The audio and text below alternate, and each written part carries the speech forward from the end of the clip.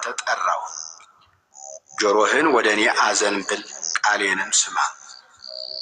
የሚያምኑህን ከሚቃወሙ በቀኝህ የምታድናቸው ቸርነትህን ድንቅ አድርገህ ግለጠው። እንደ ዓይን ብሌን ጠብቀኝ፣ በክንፎች ጥላ ሰውረኝ። ከሚያስጨንቁኝ ከኃጢአተኞች ነፍሴንም ከሚከቧት ከጠላቶቼ አንጀታቸውን በስብ ቋጠሩ፣ በአፋቸውም ትዕቢትን ተናገሩ። አሁንም እርምጃችንን ከበው፣ ተሸጉጦም እንደሚኖር እንደ አንበሳ ደቦል ነው። አቤቱ ተነስ፣ ቀድመህ ወደ ታች ጣለው። ነፍሴን ከኃጢአተኛ በሰይፍህ አድናት። አቤቱ ከሰዎች እድል ፈንታቸው በሕይወታቸው ከሆነች ከዚህ ዓለም ሰዎች በእጅህ አድነኝ። ከሰወርከው መዝገብህ ሆዳቸውን አጠገብህ። ልጆቻቸው ብዙ ናቸው፣ የተረፋቸውንም ለሕፃኖቻቸው ያተርፋሉ። እኔ ግን በጽድቅ ፊትህን አያለሁ፣ ክብርህን ሳይ እጠግባለሁ። የአመፅ ፈሳሽም አስፈራኝ፣ የሲኦል ጣር ከበበኝ፣ የሞት ወጥመድም ደረሰብኝ። በጨነቀኝ ጊዜ እግዚአብሔርን ጠራሁት፣ ወደ አምላኬም ጮኽሁ። ከመቅደሱም ቃሌን ሰማኝ፣ ጩኸቴም በፊቱ ወደ ጆሮው ገባ። ምድርም ተንቀጠቀጠች ተናወጠች፣ የተራሮችም መሠረቶች ተነቃነቁ። እግዚአብሔርም ተቈጥቶአልና ተንቀጠቀጡ። ከቁጣው ጢስ ወጣ፣ ከፊቱም የሚበላ እሳት ነደደ፣ ፍምም ከእርሱ በራ። ሰማዮችን ዝቅ ዝቅ አደረገ ወረደ። ጨለማ ከእግሩ በታች ነበረ፣ በኪሩቤልም ላይ ተቀምጦ በረረ፣ በነፋስም ክንፍ በረረ። መሰወሪያውን ጨለማ አደረገ፣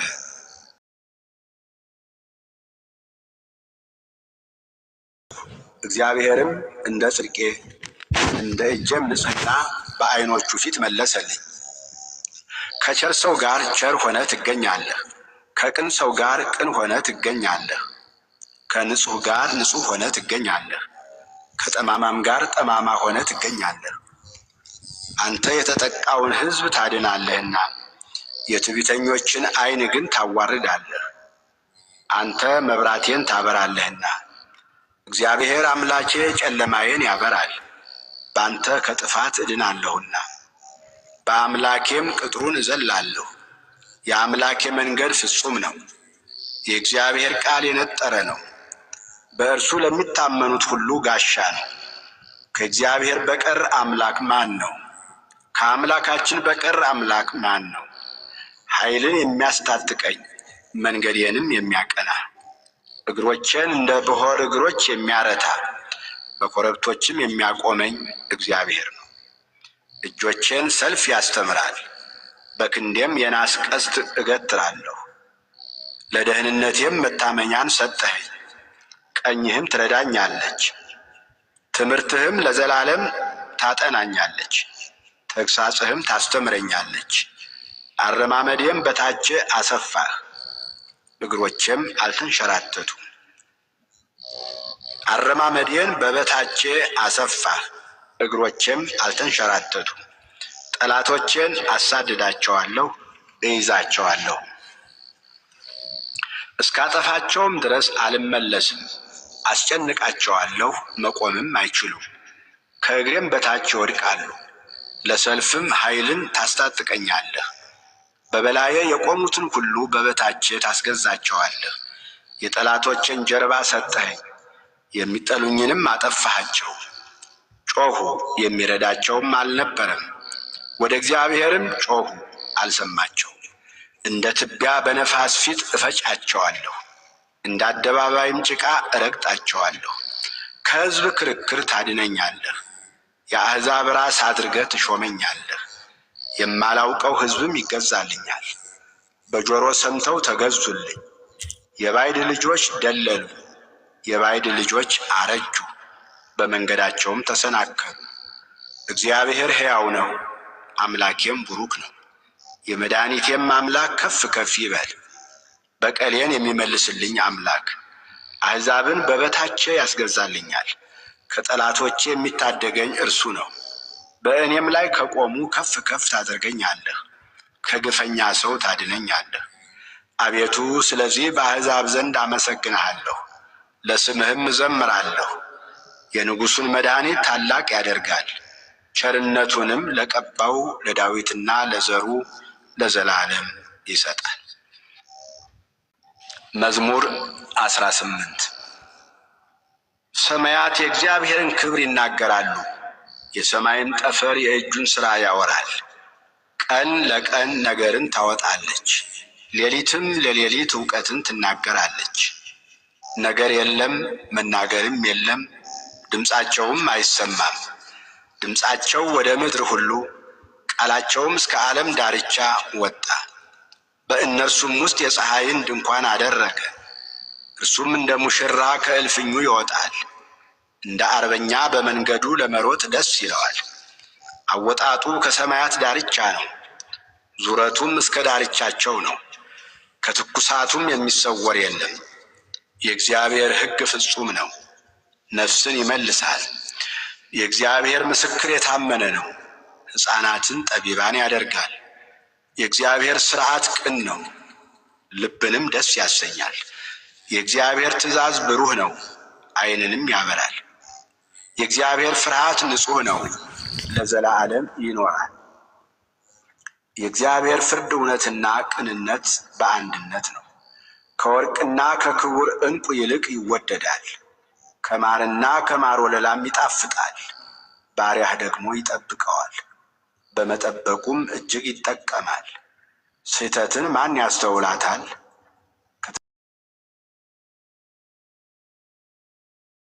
ይገዛኝ ባሪያህን ጠብቅ፣ የዚያን ጊዜ ፍጹም እሆናለሁ፣ ከታላቁም ኃጢአት እነጻለሁ። አቤቱ ረድኤቴ መድኃኒቴ፣ የአፌ ቃልና የልቤ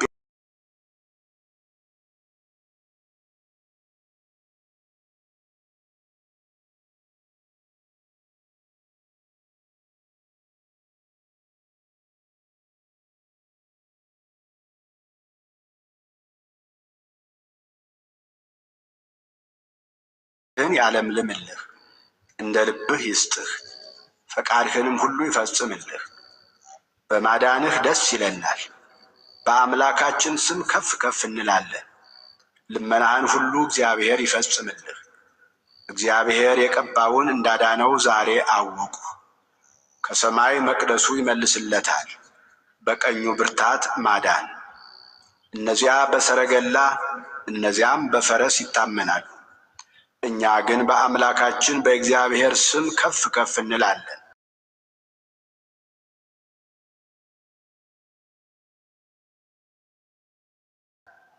እነርሱ ተሰነካክለው ወደቁ፣ እኛ ግን ተነሳን፣ ጸንተንም ቆምን። አቤቱ ንጉሥን አድነው፣ በጠራንህም ቀን ስማን። መዝሙር 20 አቤቱ በኃይልህ ንጉሥ ደስ ይለዋል፣ በማዳንህ እጅግ ሐሴትን ያደርጋል። የልቡን ፈቃድ ሰጠኸው፣ የከንፈሩንም ልመና አልከለከልኸው። በበጎ በረከት ደርሰህለታልና ከክቡር ዕንቁ የሆነ ዘውድን በራሱ ላይ አኖርህ። ሕይወትን ለመነ ሰጠኸው፣ ለረጅም ዘመን ለዘላለሙ። በማዳንህ ክብሩ ታላቅ ነው፣ ክብርንና ምስጋናን ጨመርህለት። የዘላለም በረከትን ሰጥተኸዋልና በፊትህም ደስታ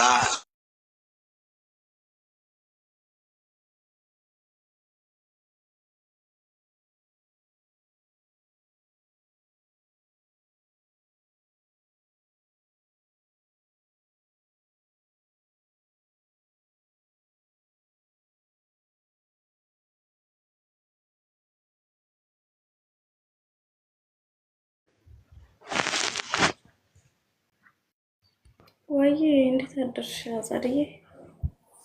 እንዴት ነሽ? ደህና ነሽ? እግዚአብሔር ይመስገን። እንዴት ነሽ? ሁሉ ሰላም? አሁን የተነሳሽ? እኔ አልተነሳሁትም፣ ግን እውነት ለማውራት እንዳልዋሽ ማለት ነው።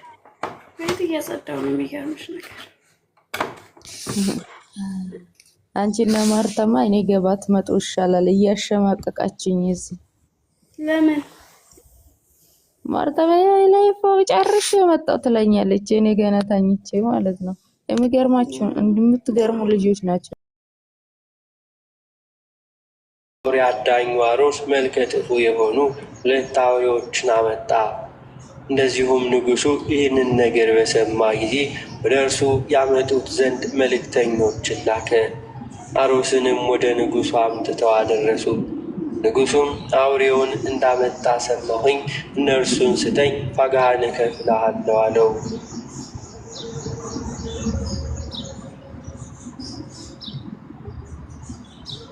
አውሬ አዳኙ አሮስም እነርሱን ማየት አትችልም አለው። ንጉሡ ግን አሮስን ተቆጥቶ ስለምን አውሬዎችን ትከለክለኛለህ አለው። ንጉሡ ሰራዊቱን ወደ አሮስ ቤት ኑ እንሂድ አላቸውና ወደ አሮስ ቤት ሄዱ። ብዙ ወንዶችና ሴቶችም ሰዎች ከእነርሱ ጋር ሄዱ። ንጉሡ እነዚህን የአውሬ መልክ ያላቸው ሰዎችን ባያቸው ጊዜ በግንባሩ ተደፍቶ ሞተ። ከእርሱም ጋር ያሉት ሰዎች ሁሉ ፈሩ፣ ሁሉም በግንባራቸው ወደቁ። ከፍርሃቱም ጽናት የተነሳ ያረገዙ ሴቶችንም አስወረዳቸው።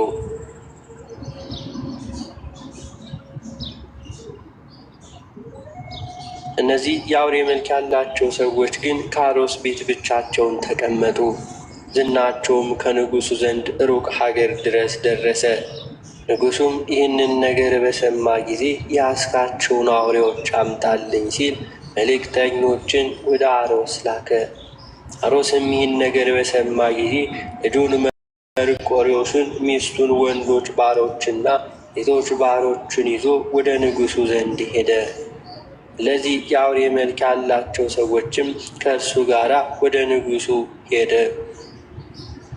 ንጉሡም እነዚህን የአውሬ መልክ ያላቸው ሰዎችን ባያቸው ጊዜ እጅግን ፈራ። በሀገሩም ያሉት ሁሉ ፈሩ። ንጉሡም አውሬ አዳኙ አሮስን ወደ እኔ አምጣቸው አለው። አሮስ ወደ ቤት ወሰዳቸው።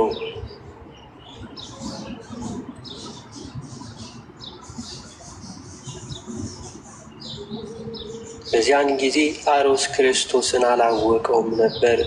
ንጉሡ አሮስና እነዚህን የአውሬ መልክ ያላቸውን ሰዎች የክርስቲያን ሃይማኖትን ይማሩ ዘንድ የኤጲስቆጶሱ ሰጣቸው። አሮስም ኤጲስቆጶሱን ከሚስቴ ከልጄ መርቆሬዎስ ከወንድና ከሴት አገልጋዮችና ከእነዚህ የአውሬ መልክ ካላቸው ሰዎች ጋር በኢየሱስ ክርስቶስ ስም አጥምቀኝ አለው። ከዚህም በኋላ ኤጲስቆጶሱ የክርስቶስን ሕግ አስተማራቸው። 40 ቀንም እንዲጾሙ አዘዛቸው።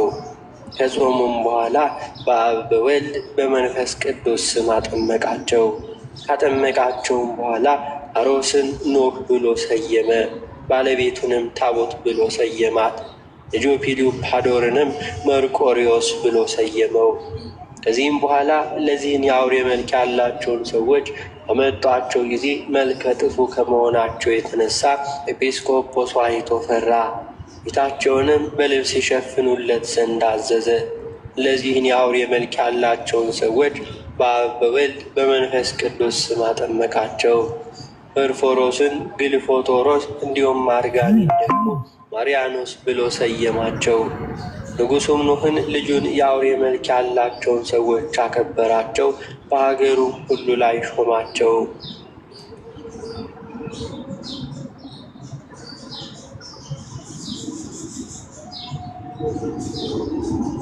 ንጉሡ እነዚህን የአውሬ መልክ ያላቸውን ሰዎች አምጣቸው፣ ወደ ጦርነት እንሄዳለንና ይረዱን ዘንድም ጠላቶቻችንንም በፊታችን ድል ያደርጉ ዘንድ ሲል ኖህን አዘዘው።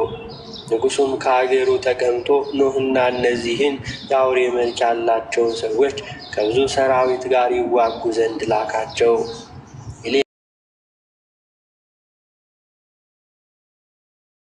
ሌላውን ሀገር ንጉሥ ድል ያደርጉ ዘንድም ሀገሩንም በቁጥጥር ስር ያደርጉ ዘንድ ወደ ሩቅ ሀገርም ሄዱ።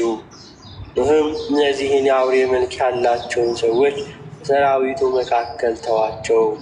ከእርሱ ጋርም 8 ሰላዮች የመረጃ ሰዎችንም ያዘ።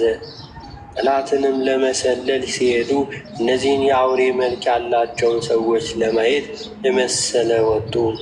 ያን ጊዜ ከእርሱ ጋር ፊት ለፊት በመንገድ ተገናኙ።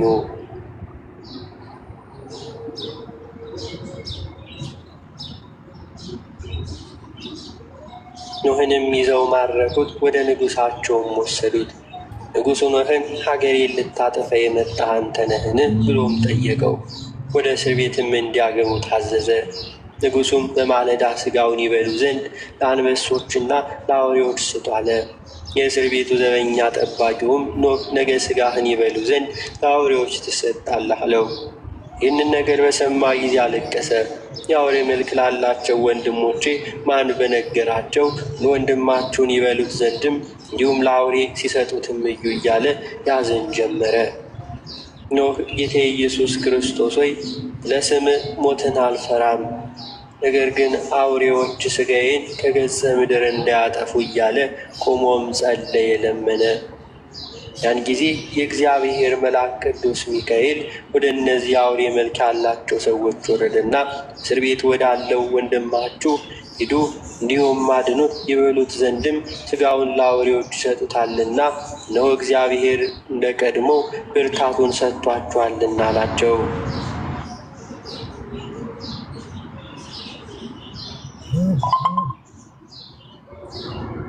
የአውሬ መልክ ያላቸው ሰዎች ይህን ነገር በሰሙ ጊዜ ወደ ሀገሩ ገቡ። የንጉሡ ሰራዊቶችና የሀገሩ ሰዎች ባዩአቸው ጊዜ በግንባራቸው ተደፉ። ከድንጋጤውም የተነሳ ከእነርሱ ብዙዎች ሞቱ። ሴቶችም ልጆቻቸውን ትተው ሸሹ። የጸነሱትም ሁሉ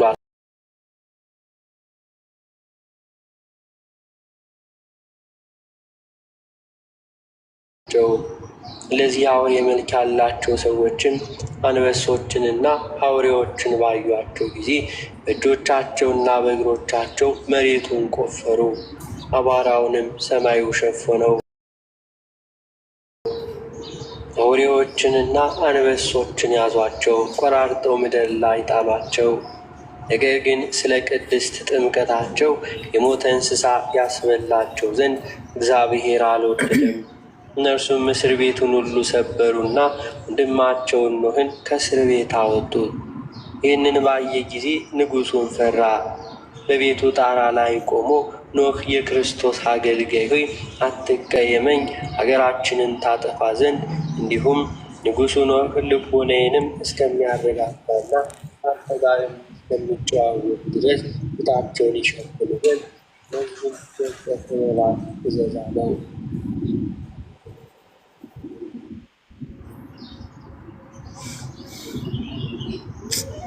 ኖህም ጸሎቱን ጸለየና በአብ በወልድ በመንፈስ ቅዱስ ስም ባረካቸው፣ ፊታቸውንም ሸፈኑ። ንጉሡ ኖህ የእግዚአብሔር ባሪያ ሆይ የመንግሥቴን እኩሌታ ላንተ ይሁን፣ 5 ሴቶች ልጆች ስላሉኝ ከእነርሱ እንዲሁም ሚስት ትሆነ ዘንድም አንዲቱን አጋባሃለሁ አለው።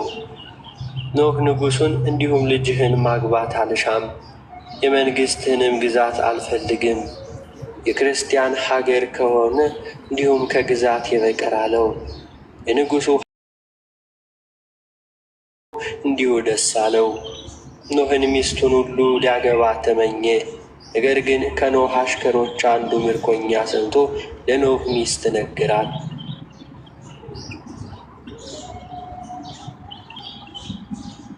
እመቤቴ ሆይ አንደኛ ስለ ባልሽ አሟሟት በንጉሡ ቤትም የሰማሁትን እና ሁለተኛ ደግሞ ንጉሡ አንቺን ሊያገባ መፈለጉን 2 አሳዛኝ ነገሮችን ዛሬ እነግርሻለሁ አላት። ልጄ ሆይ ጥሩ ነገር አደረግ፣ እግዚአብሔር አምላክ ይባርክህ። ከዚህ ልሸሽ እፈልጋለሁ። ከኔ ጋር ልትሄድ ትፈልጋለህን ወይንስ አትፈልግም አለችው። እመቤቴ ሆይ ከአንቺ ጋር ልሂድ አላት። ትንሽ ወርቅ ሰጠችውና ለጠባቂው ስጥ አለችው። ለእርሱ የሚበቃትን ያክል ብዙ ወርቅ ያዘች። ዳግመኛ ልጇን መርቆሬዎስንና ምርኮኛውን ከእርሷ ጋር ይዛ ተሰደደች። ከዚህም በኋላ በሌሊት ወጥታ ወደ ሮሚ ሀገር ሄደች። እዚያም ተቀምጣ ሳለች ኖህ ከእነዚያ የአውሬ መልክ ካላቸው ሰዎች ጋር ደረሰ። ከእነርሱም አንዱ ግልፉ ፎሮስ የሚባለው ሰማዕትነትን ተቀበለ። ሁለተኛው ማርያኖስ ግን ተሰደደ። ኖህም ወደ ሀገሩ ገባ። ንጉሡ ሚስትህን ሊያገባ ፈለገ ብለው ለኖህ እንዳይነግሩት ሰራዊቱን አዘዛቸው። ንጉሡ ለዚህ አውሬ መልክ ያላቸው ሰዎች ከኖህ ጋር የመጡት ስለመሰለው እርሱን አከበረው፣ ብዙ ገንዘብንም ሰጠው። ንጉሡ ኖህን አትዘን፣ እኔ ሚስትህ ካለችበት ልኬ አስመጣልሃለሁ አለው።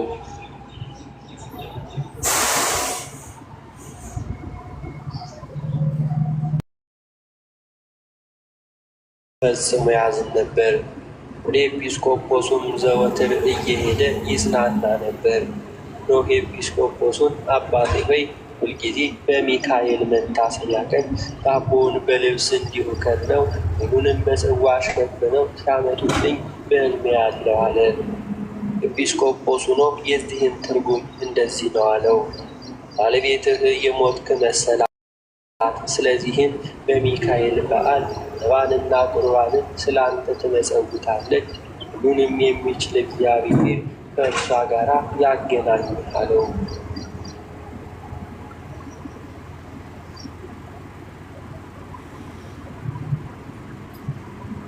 ንጉሡም ኖህ ከሮም ንጉሥ ጋር እንዲዋጋ ፈለገ። በውጊያውም የሮም ንጉሥ ሰራዊቱን ኖህን ማረከው፣ ወደ ንጉሣቸውም ወሰዱት። የሮሜ ንጉሥ ኖህ አንተ ሀገራችንን ልታጠፋ መጣህን? በምን ኃይል ሀገራችንን ልታጠፋ መጣህ አለው። ኖህ የሮም ንጉሥን ለእኔ ያለ ክርስቶስ ኃይል የለኝም አለው። የሮም ንጉሥም ኖህን ክርስቶስን ታውቀዋለህ አለው። ኖህም ንጉሡን ድሮ አላውቀውም ነበር፣ ዛሬ ግን አውቀዋለሁ፣ ከዛሬ ጀምሮ አውቀዋለሁ አለው። ንጉሡ እውነቱን ተናገር አለው። ኖህ ንጉሡን ድሮ አረማውያንና አውሬ አዳኝ ነበርኩኝ፣ ዛሬ ግን ኢየሱስ ክርስቶስ በቸርነቱ ክርስቲያን አደረገኝ። የሃይማኖቱን ጽናትና በኢየሱስ ክርስቶስ ማመኑን ባየ ጊዜ ምሕረት አረገለት። የሆኑትም ዘንድ 500 ፈረሰኞችን ሰጠው።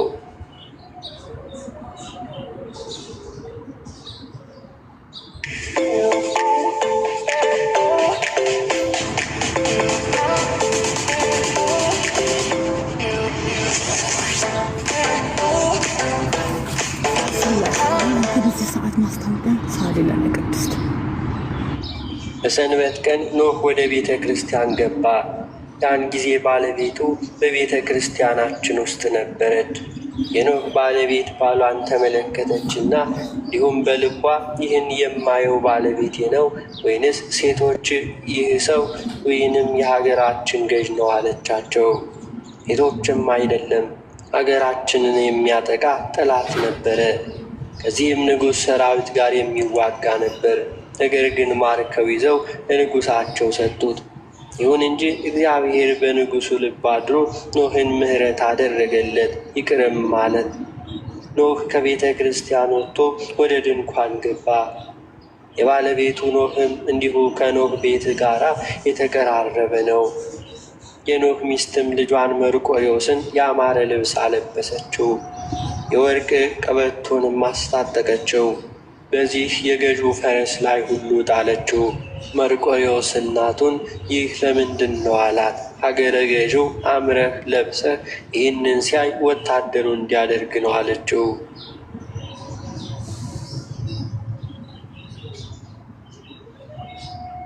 ልጇ መርቆሬዎስ ይህንን በሰማ ጊዜ አለቀሰ። ይህ ነገር በአባቴ ዘመን ቢኖር ኖሮ በተሰደድኩ ነበር፣ አባቴም ከፍ ከፍ ባደረገኝ እንዲሁም ባከበረኝ ነበር አላት። ልጄ ሆይ ሁሉንም ሁሉ የሚችል ሁሉ በእርሱ ዘንድ የሆነ እግዚአብሔር እርሱ እንደ አባት ያከብረሃልና አለችው። ሕፃኑ መርቆሬዎስም እንደዚሁም በንጉሡ ፈረስ ላይ ተቀምጦ ሄደ። ጭፍሮቹም ባዩት ጊዜ በእርሱ ላይ ጮኹ፣ ፈጥነህም ውረድ አሉት። ንጉሡ ግን ጭፍሮቹን ተዉት፣ ወደ እኔ ይምጣ አላቸው። ንጉሡ ሕፃኑን እንደዚሁ መርቆሬዎስን ምን ትሻለህ አለው። መርቆሬዎስ ወታደርህ ልሆን እሻለሁ አለው። የመርቆሬዎስ እናትም ከኋላው መጣች። ገዢው ይህ ሕፃን ልጅሽ ነው አላት። አዎን ልጄ ነው አለችው።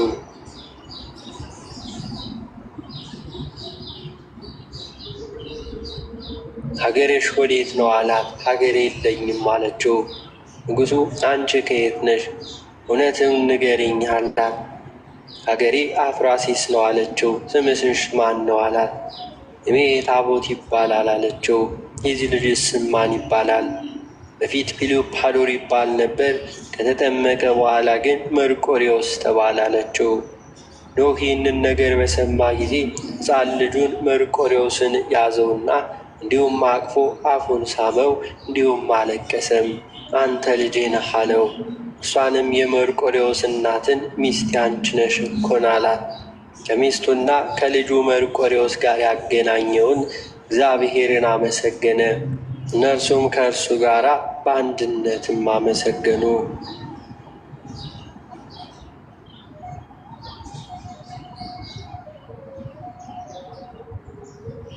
ንጉሥ ዳኪዎስ ኖህንና ልጁ መርቆሬዎስን አደነቀ። ኖህም ጠርቶ ብዙ ገንዘብ ሰጠው፣ የሰራዊቱም ሁሉ በላይ አድርጎ ሾመው። ከዚህም በኋላ ኖህ ትንሽ ጊዜ ተቀመጠና ከዚህ ዓለም በሞት ተለየ። ንጉሥ ዳኪዎስ ለልጁ መርቆሬዎስ የኖህ አባቱን ርስት ሁሉ አወረሰው። ከጥቂት ጊዜም በኋላ የአራም ንጉሥ ለንጉሥ ዳኪዎስ አንተን ልጣላህና ከአንተ ጋር መዋጋት እፈልጋለሁ የሚልም መልእክት እንደዚሁ ላከ። ንጉሥ ዳኪዎስም መልእክተኞችንም ይሁን አለው። መርቆሬዎስንም ጠርቶ ሰራዊቱን ይዘ ከአራም ንጉሥ ጋር ለመዋጋት ሂድ አለው። መርቆሬዎስ የንጉሡን ትእዛዝ ተቀብሎ ሰራዊቱን ይዞ ወደ አራም ምድር ሄደና ከሰራዊቱ ጋር ከተመ። የአራም ንጉሥም ከሰራዊቱ ጋር ከተመ። እርስ በርሳቸው ፊት ለፊት ተያዩ። ከንጉሡ ዘንድም ነገ እንዋጋለን የሚል መልእክት ላከ። ቀኑንም ዋሉ። በመሸም ጊዜ መርቆሬዎስ ከሰራዊቱ ጋር ተኛ። እግዚአብሔር መልአክ ቅዱስ ገብርኤል ለመርቆሬዎስ በሕልም ታየው። ሰይፍንም ሰጠውና ያዝ፣ እግዚአብሔር ኃይልንና ድልን ጠላቶችህን ድል ታደርጋቸዋለህ አለው። እግዚአብሔር መልአክ ገብርኤል እንዲሁ እነሆ ንጉሥ ዳኪዎስ ክርስትናነቱን ትቶ ለጣዖት ሰግዷል። ይህንንም እወቅ፣ አባቴ ያስተማርህን የክርስቶስን ሃይማኖት ጠብቅ አለው። መርቆሬዎስ በእንቅልፉ በነቃ ጊዜ ፈጽሞም አዘነ።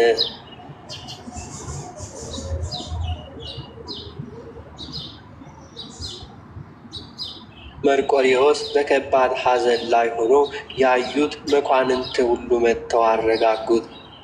አለቆች ሆይ ስለምን ታዝናላችሁ? እዚያም ሌሊት ዛሬ ክፉ ሕልም አለምኩ አላቸው። አለቃችን ሆይ ውጊያውን ካሰበ ወደ ውጊያው ሁሉ እንውሰድህ፣ እንዲሁም ላንተ እኛ እንዋጋለን አሉት። መርቆሬዎስም ስለ ውጊያው አትፍሩ፣ እኛ እናሸንፋለን። ነገር ግን እኔ ስለ ንጉሥ ዳኪዎስ አዝናለሁ፣ የክርስቶስን ሃይማኖት ትቶ ለጣዖት ሰግዷልና አላቸው። መኳንንቱ ይህንን ነገር በሰሙ ጊዜ ስለ እርሱ ሁሉ እያዘኑ ውጊያ ለመዋጋት ተዘጋጁ። የእግዚአብሔር መልአክም ለመርቆሬዎስ ብዙ ጊዜ ታየው። እነዚህንም ሰይፎች ሰጠው። እግዚአብሔር ድል ሰጥቶሃል አለው። ከዚህም በኋላ ከአራም ሰራዊት ብዙዎች ተገደሉ፣ ሞቱ። መርቆሬዎስ ከሰዎቹ ደም ብዛት የተነሳ እጁ ከሰይፉ ጋር እስኪጣበቅ ድረስ ብዙዎችን ገደለ። የቀሩትንም በታተናቸው፣ ፈጽሞም አጠፋቸው። ከዚህም በኋላ ወደ አገሩ በሰላም ገባ።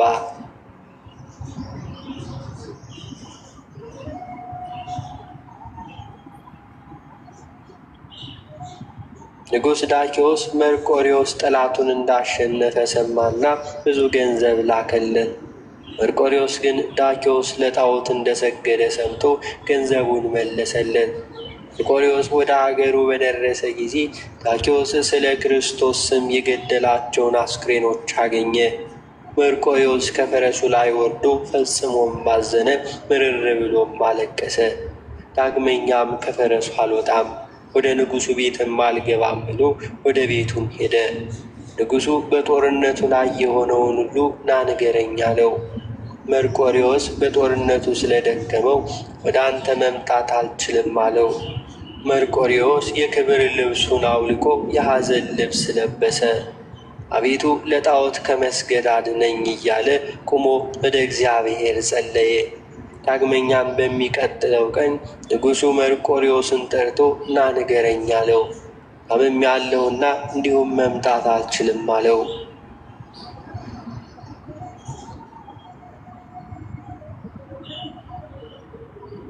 መርቆሬዎስ አቤቱ ከሰይጣን ፈተና አድነኝ እያለ እየጾመና እየጸለየ 3 ቀናት ያክል ተቀመጠ። ዳግመኛም ንጉሡ ወደ መርቆሬዎስ መልእክተኞችን ላከ። ከዚህም በኋላ ወደ እርሱ ሄደ። መርቆሬዎስ ሆይ በውጊያው ላይ የሆነውን ትነግረኝ ዘንድ ስለምን ወደ እኔ አልመጣህም አለው። መርቆሬዎስም እኔ ሕመምተኛ ስለሆንኩ ነው አለው። ንጉሥ ዳክዮስ መርቆሬዎስን የሰጠውህን ገንዘብ ለምን አልተቀበልክም አለው። መርቆሬዎስም ንጉሡን በፊት አንተ ክርስቶስን ተወደው ነበር፣ ዛሬ ግን ክርስቶስን ተውከው፣ ስለዚህም ገንዘብህን አልፈልግም አለው። ንጉሥ ዳክዮስ መርቆሬዎስን ለምን የሐዘን ልብስ ለበስክ አለው። መርቆሬዎስ ንጉሡን በፊት አገልጋይ ስለሆንኩኝ እንዳንተ የመንግሥት የክብር ልብስ ለብስ ነበረ፣ ዛሬ ግን እኔ የኢየሱስ ክርስቶስ አገልጋይ ነኝ። ኢየሱስ ወደዚህ ዓለም በትሕትና እንደመጣ እኔም ልብሱን በትሕትና ለበስኩ አለው።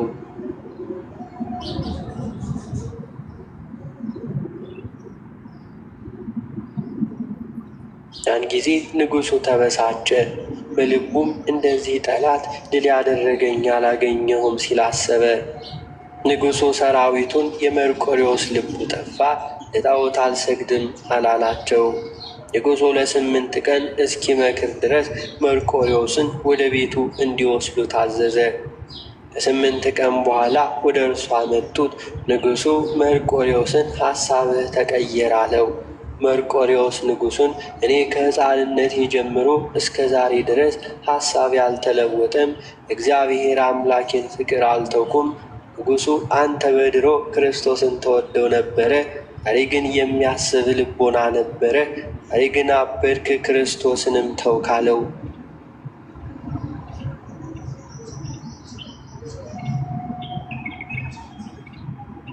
ከዚህም በኋላ ንጉሡ በእርሱ ላይ ተቆጣ። መርቆሬዎስን ወደ እስር ቤት የወስዱት ዘንድ ሰራዊቱን አዘዘ። ነገር ግን ንጉሡ ስለ መርቆሬዎስና ስለ ደም ግባቱ ጠላትንም ድል ስለማድረጉም አዘነ። ከ3 ቀን በኋላ ንጉሡ ወደ እርሱ ያመጡት ዘንድ መልእክተኞችን ላከና መጡት። ንጉሡ መርቆሬዎስን ራስህን አትጉዳ፣ እኔ አልራራርህም አለው። መርቆሬዎስ ንጉሡን ጌታችን በቅዱስ ወንጌል ሥጋችሁን የሚገድሉትን አትፍሩ፣ ነፍሳችሁን ግን መግደል አይችሉምና ነፍሳችሁን የሚገድሉትን ግን ፍሩ ያለውን አልሰማህምን አለው። ንጉሡ መርቆሬዎስን ሥጋው እስከሚቆራረጥና ደሙን በምድር ላይ እስከሚፈስ ድረስ እንዲገርፉትና እንዲደበድቡ ታዘዘ። ንጉሡ መርቆሬዎስን ይህ ይሻልሃልን አለው። እጁንና እግሩን አስረው ወደ እስር ቤት የሚወስዱት ዘንድ አዘዘ። መርቆሬዎስ በመንፈቀ ሌሊት ቆሞ ጸለየ። ጌታ ኢየሱስ ክርስቶስም ሆይ ኃጢአቴን ይቅር በል፣ እንግዲህ ስለ ቅዱስ ስምህ እሞት ዘንድ አጽናኝ አለው። ከቅዱሳን ከሰማዕታት ጋር ጨምረኝ፣ በእውነት ይደረግልኝ አለ።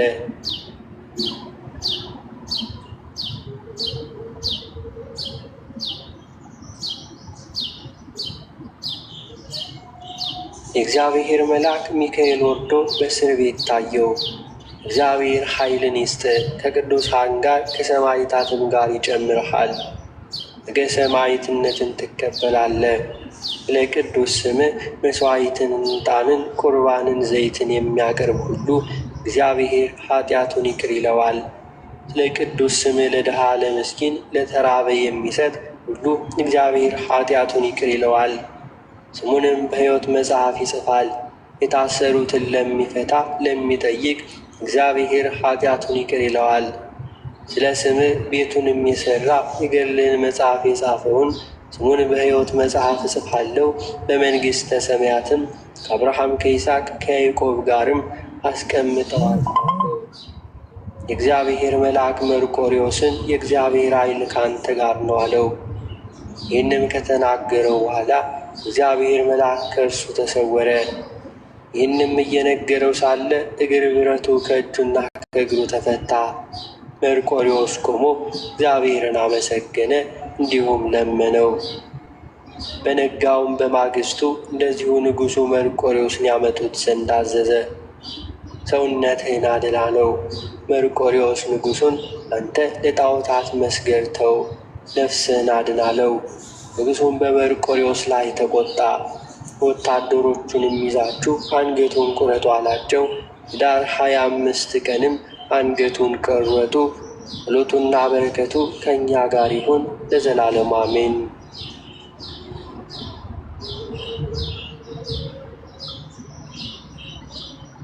ዳኪዎስ ትንሽ ዘመን ተቀመጠና ሰውነቱ ሁሉ ትል እስከሚሆን ድረስ ታመመ።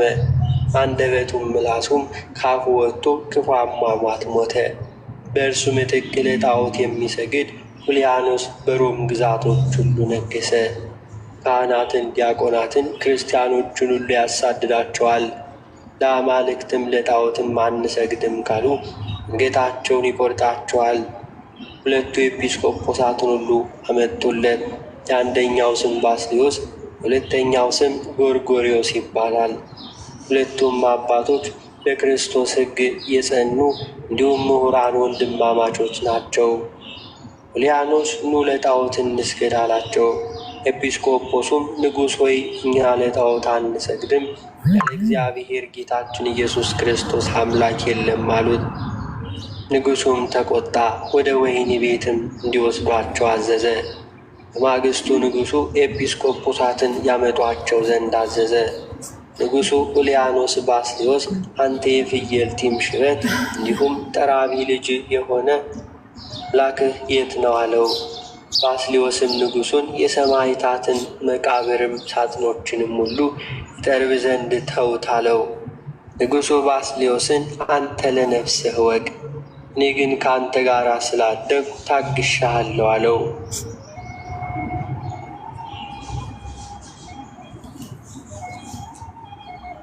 ዳግመኛ ኤጲስቆጶሱ እስክመጣና እስክመለስ ድረስም ራስህ ከልብህ ምከር፣ ተመለስ። እንዲሁም በኋላ ለጣዖት ሁሉ ካልሰገድክ አንገትህን እቆርጠዋለሁ አለው። ባስልዮስ ንጉሡን ወደ ጦርነት ሂድ፣ ከተመለስክ ክርስቶስ ከማርያም አልተወለደም ማለት ነው አለው። ንጉሡ ተቆጣና ወደ ወህኒ ቤት ሁሉ ያግዙት ዘንድም እንዲሁ አዘዘ። ከውጊያም እስክመለስ ድረስ ጠብቁታልና ወደ ውጊያው ሄደ። ባስልዮስና ጎርጎርዮስ ከወህኒ ቤት ውስጥ ነው በጾም በጸሎት ተቀመጡ።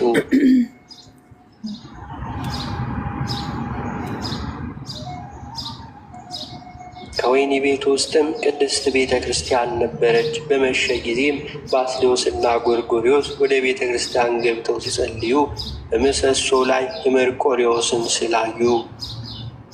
ኤጲስቆጶሳቱ ኡልያኖስን በውጊያው ትገድለው ዘንድ ነፍሳችንን ወደ አንተና ወደ እግዚአብሔር አምላክ አደራ ሰጠን ብለው ሄዱና ተኙ።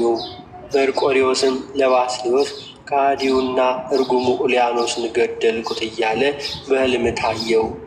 ባስልዮስ ጎርጎርዮስን ከእንቅልፉ ቀሰቀሰው፣ በሕልሙ ያየውንም ነገረው።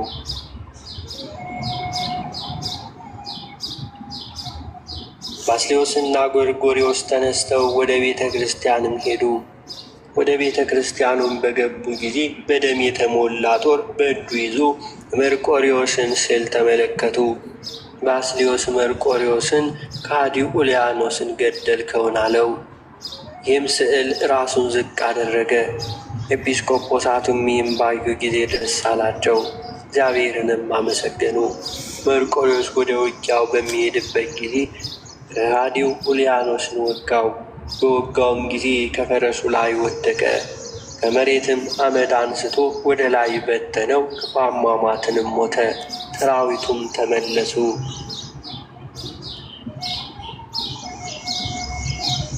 በእርሱ ምትክ የክርስቶስን ሃይማኖት የሚወድ አርያኖስ ነገሰ። አርያኖስ ቤተ ክርስቲያንን ሠራ። በሮሜ ሀገር ያሉ ክርስቲያንንም ሁሉ አበረታታቸው። መርቆሬዎስም ቤተ ክርስቲያንን ሠራ። በዚህም ቤተ ክርስቲያን ብዙ ታምራትን ገለጡ። ጸሎቱና በረከቱ ከእኛ ጋር ዘላለሙ ይሁን አሜን።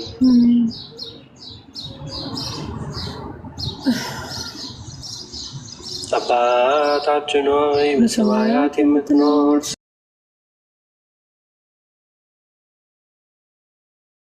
ይቅር እንደምንል አቤቱ ወደ ፈተና አታግባን ከክፉ ሁሉ አድነን እንጂ መንግሥት ያንተ ናትና ኃይል፣ ክብር፣ ምስጋና ለዘላለሙ አሜን።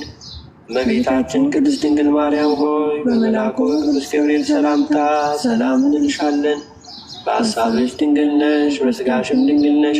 የአሸናፊ እግዚአብሔር እናት ሆይ ሰላምታ ላንቺ ይገባሻል። ከሴቶች ሁሉ ተለይተሽ አንቺ የተባረክሽ ነሽ፣ የማኅፀንሽ ፍሬ የተባረከ ነው። ጸጋን የተመላሽ ቅድስት ሆይ ደስ ይበልሽ፣ ልዑል እግዚአብሔር ከአንቺ ጋር ነውና ከተወደደው ልጅሽ ከጌታችን ከመድኃኒታችን ከኢየሱስ ክርስቶስ ዘንድ ይቅርታና ምሕረቱን ለምኝልን ኃጢአታችንንም ያስተሰርይልን ዘንድ ለዘላለሙ አሜን።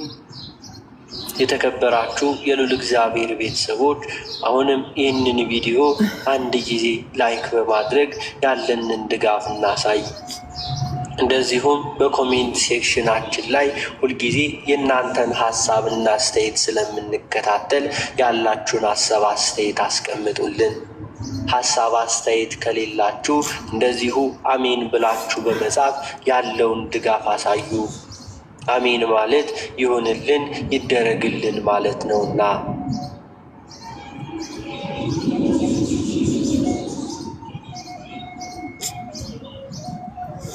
የተከበራችሁ የልዑል እግዚአብሔር ቤተሰቦች ከዚህ በመቀጠል በመጋቢት 25 ቀን የሚነበበውን ስንክሳር እናሰማለን።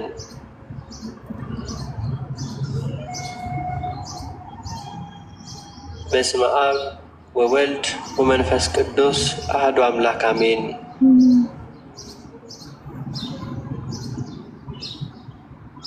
አንድ አምላክ በሚሆን በአብ በወልድ በመንፈስ ቅዱስ ስም መጋቢት 25 ቀን 72ቱ አርድእት አንዱ የከበረና የተመሰገነ ሐዋርያ አንሲፎሮስ አረፈ።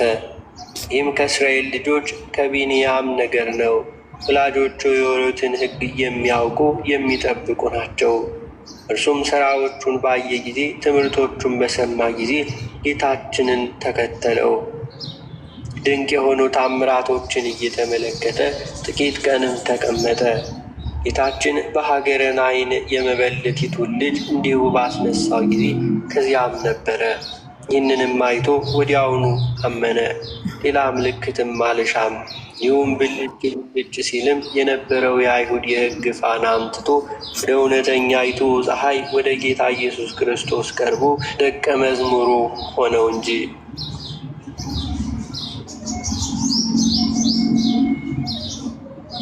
ጌታችን መድኃኒታችን ኢየሱስ ክርስቶስም ካረገ በኋላ በጽዮን አዳራሽ አጽናኝ መንፈስ ቅዱስ በወረደ ጊዜ ከሐዋርያት ጋር የመንፈስ ቅዱስን ጸጋ ተቀብሎ ሐዋርያትንም በመከተል ብዙ ሀገሮች ውስጥ አስተማረ።